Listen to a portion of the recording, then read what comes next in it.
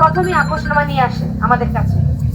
যখন দেখে যে ওনার বিরুদ্ধে আমার কাছে সব প্রমাণ আছে, তখন উনি আপোষনামা, আমি ওনার বিরুদ্ধে একটা ধর্ষণ চেষ্টার মামলা লিখেছি, তার প্রমাণও আমাদের কাছে আছে। তখন উনি আপোষনামা নিয়ে আসে। আপোষনামা সাইন করি নেই, এটা অনেকের প্রশ্ন, কেন তাহারিমা আপোষনামায় সাইন করলো না? ওই আপোষনামায় কি লেখা ছিল আপনারা আদৌ জানেন?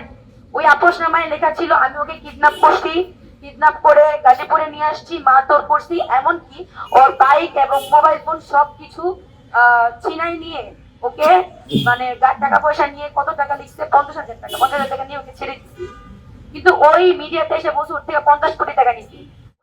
বাচ্চার কাছে 50 কোটি টাকা আসলো কিভাবে?